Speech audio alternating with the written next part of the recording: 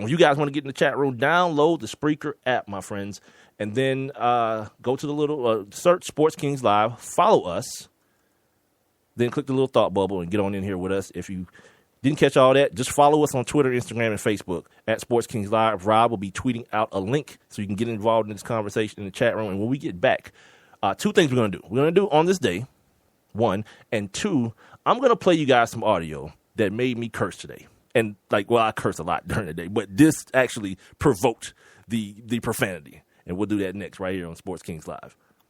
You must have thrown 1,000 pitches teaching him to hit a home run. Spent countless Saturdays running routes so he could learn to hit an open receiver.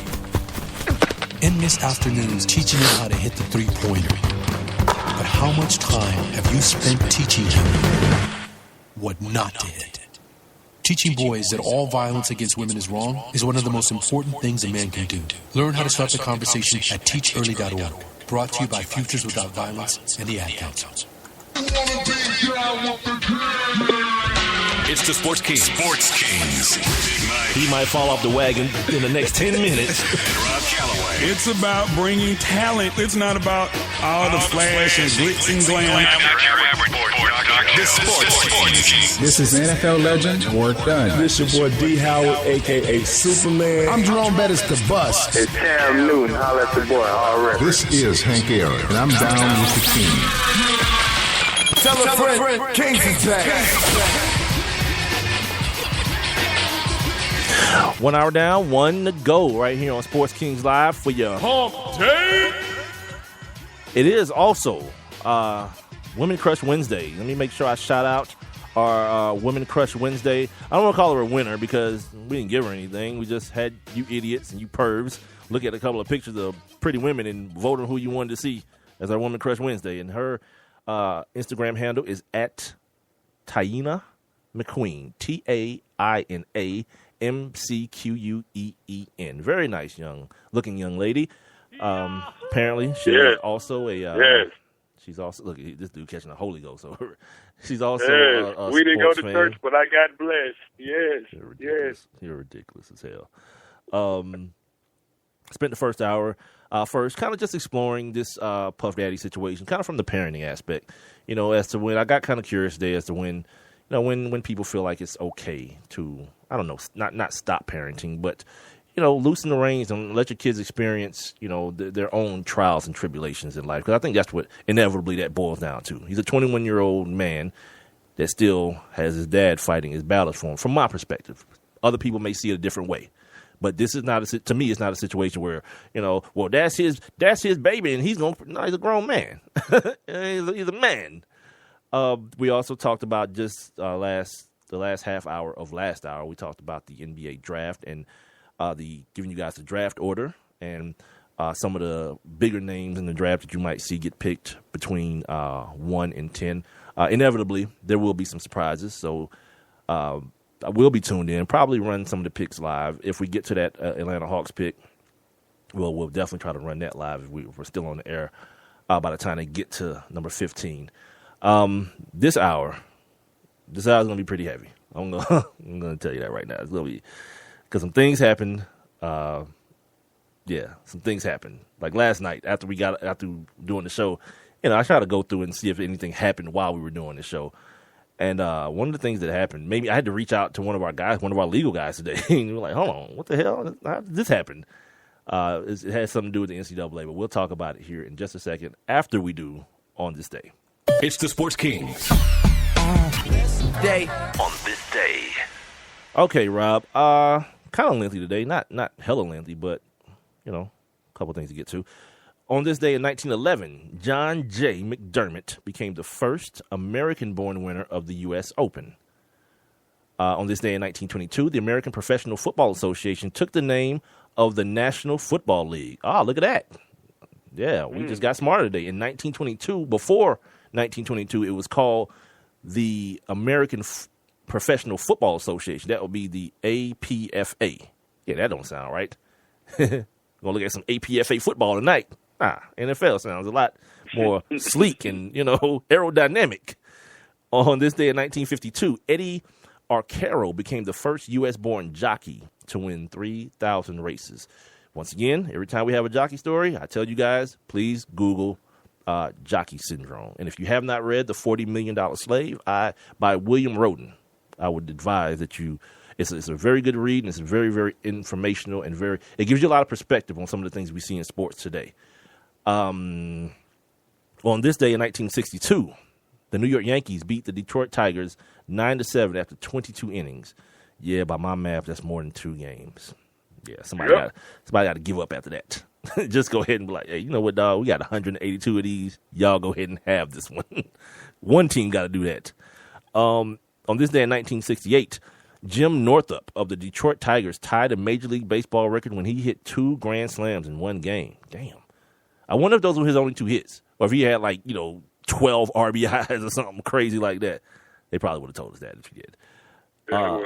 On this day in 1971, the National Basketball Association modified its 4-year eligibility rule to allow for collegiate hardship cases. Look at that. So now we figure out when, because I guess think about this, before 1971, the league made you go to college for 4 years. And then after that, I guess that's when the Moses Malones of the world started happening. Moses was like, F college, I'm better than half these dudes in the league now. I'm going to play big boy ball and get paid. And then, guys after that began coming out of high school. But I remember that's what they used to call it. Like when Dominique and Charles Barkley back then, when those guys were coming out, that's what they called it. That they took a hardship and came out of college. Yeah, it's still called it. It's just not commonly known as that. Like remember we had the conversation about the WNBA. They have certain hardship rules with the WNBA too. As far it's not even really coming out early. You have to have you have to be a certain age, and you have to have graduated before the draft. All this crazy stuff. It's weird. Where am I at? On this day in 1979, Bob Watson of the Houston Astros hit for the cycle against San Francisco on September 15th, 1979. He became the first player to hit for the cycle in both leagues when he did it with the Boston Red Sox. In 1980, as I drop a small Denzel from Glory tier, the Atlanta Flames franchise moved to Calgary, Alberta. 1 tier. I was, 3 years old? On this day in 2003, Barry Bonds of the San Francisco Giants, as we mentioned earlier, he became the first player to reach 500 home runs and 500 stolen bases. On this day in 2010, let me scroll down. 2010, the NHL Board of Governors approved a penalty for a lateral blindside hit to the head. The penalty, an quote-unquote illegal check of the head, was set at a 5-minute major penalty, an automatic game misconduct, and possible supplemental discipline from the league. If I'm not mistaken, this happened after somebody almost died. Like somebody got crushed up against the glass. Yeah. I almost remember this. Don't quote me on my hockey knowledge, but I can almost remember somebody got like the hell knocked out of them, like blindside, like a dirty play, and like had neck injuries and almost like died or got paralyzed. Yeah, that was one day last year. That was last season, right? No, this rule was made in 2010. So this happened, but I think this rule came from that, from somebody getting just Because I remember somebody. And because I don't know what they call it. I don't know what they call these certain things in hockey, but I remember last season, dude kind of got undercut and then banged up against the glass, and there was like blood everywhere, like all on the ice and everything. I thought that was those hockey dudes. I don't know. Yeah. And finally, on this day in 2010, John Eisner defeated Nicholas Mayhut after 11 hours and 183 games. I remember that. The sets were 6-4, 3-6, 6-7, 7-9, 7-6, 7-3, and what does that say? 70-68. Yeah, I remember this too. This dude was playing like a day's worth of all night. Yeah. And then one of them dudes had to play like the next day. I was like, yeah, I'm good. At this point, you got it, dog. You got it, my man. Just keep it moving. Now, I told you guys this hour was going to get kind of heavy. And we'll try to lighten it up before we get out of here. I'm not making no damn promises. Hello, but damn, that just popped. Did you hear that? Yes. Yeah, that was weird. And it just got quiet. All right, anyway. So, I'm not even going to lead into this. I just want you to hear this, and then we'll react. But if hate groups have misused the flag, and if hate groups have adopted it as its own, and hate groups are certainly creating divisive issue over this, why continue to fly it here at the state capitol grounds? Let me ask you a question. Why do we let hate groups dictate how we feel and how we live? Hate groups are everywhere. People are they're mean people everywhere. We found that out in Charleston. We're focusing on the wrong thing here. We need to be focusing on the 9 families that are left and see that this doesn't happen again. These people sat in there and waited their turn to be shot. That's Wait. I'm sorry. I'll continue, but I just want to stop it right. Am I the only one that just cussed? They waited their turn to be shot. What the hell? By the way, that's South Carolina Representative William M. Chumley. And this audio is via CNN. I just had to stop that for just a second to just make sure I'm not the crazy one. All right, we'll continue. Sad that somebody in there with a means of self-defense could have stopped this, and we'd have had less funerals than we're having. Oh, my You're God. turning this into a gun debate? If those 9 families asked you to take down that flag, would you do it? You said guns. Why didn't somebody just do something? Oh, my God. You've got one skinny person shooting a gun. We need to take and do what we can. But no, that's. I want to make sure I understand what you're telling me. Right, let's get it clear. These people should have tackled him. These women should have fought him. That I don't know what the answer was, but I know it's really, really horrible for 9 people to be shot, and I understand that he reloaded his gun during the process. That's upsetting.